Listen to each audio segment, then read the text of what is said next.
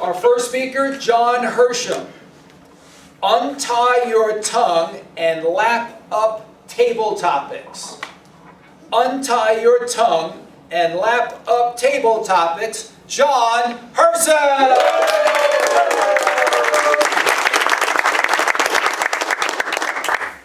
My hand shot up at the opportunity. I wanted a 3-day food storage kit, a food storage emergency supply. My buddy and I were sitting in this meeting when they were announcing a service project where you could get 3 days of food storage. You assemble the kits and then you get to take one home. I'm excited, but he's sitting there laughing at me. I'm like, what's so funny? And I can't figure it out. And finally he tells me. He's like, he said, I thought you carry your food storage with you. Oh man, I was just like, what do you respond to that? I had no response. I was tongue-tied. So, how do you get over your tongue-tiedness? Thank you, Mr. Toastmaster, contest chair, and fellow guests and honored members. The tongue-tied phenomena. What an amazing experience. We can talk for hours, and yet when you're given one particular question, suddenly you can't say a word. How does this happen? The cat's got your tongue.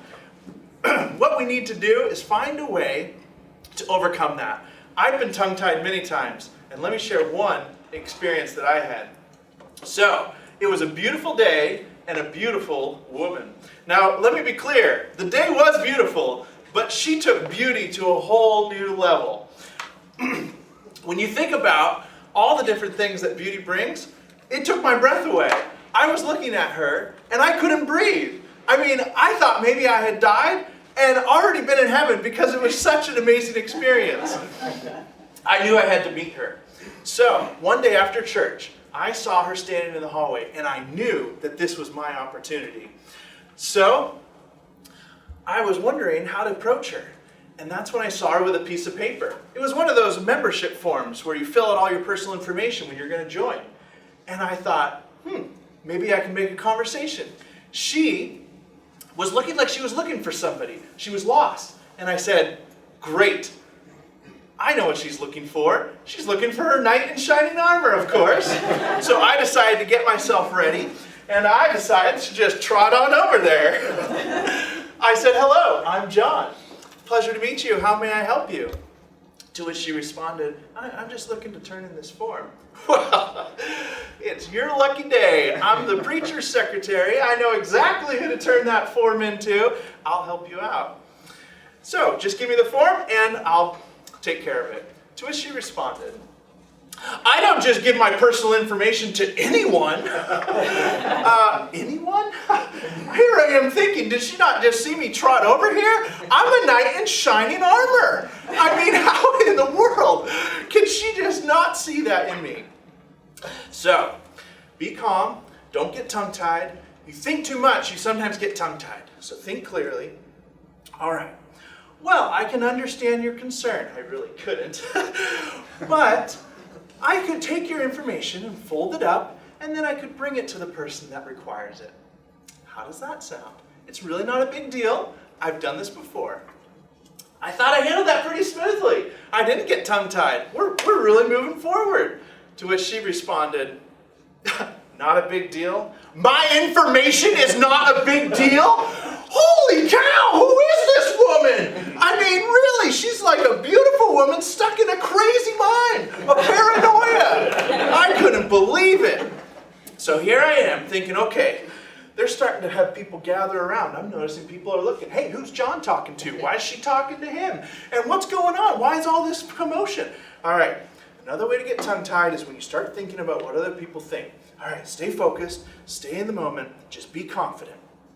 All right, so I can understand your concern. I really couldn't. All right, so why don't I bring you to the person that requires the information? Then I don't have to touch it. I don't have to look at your very personal information.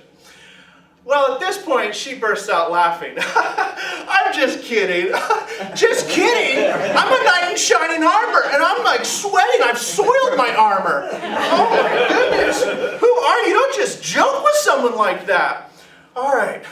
So then I take the information, I fold it, just in case she goes crazy again, and I begin to walk away, thinking this was an interesting experience.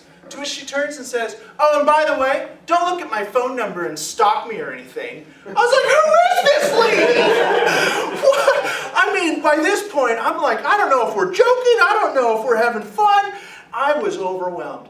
And that sometimes happens when you get tongue-tied. You are just at the max, overwhelmed.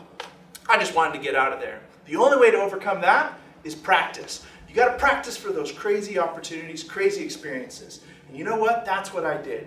I began to practice every single day. What would I say to that woman? And then I started practicing, and I realized I can do this for the rest of my life, and I can get good at these impromptu opportunities. In fact, I practiced this morning because I married her, and so I talked with her every single day so that I could get over that fear. And that's the way to do it. 3 things to get over those impromptu opportunities. And what a great opportunity we have in table topics to practice these skills. 1, we got to be honest. Say what's on your mind. And 2, you got to be able to be confident and just speak freely. And 3rd, practice, practice, practice. And what about those opportunities when somebody has a fat joke for you or something you don't know how to respond to? Well, just remember this. Sticks and stones may break your bones, but my food storage will protect me. Thank you for the contest.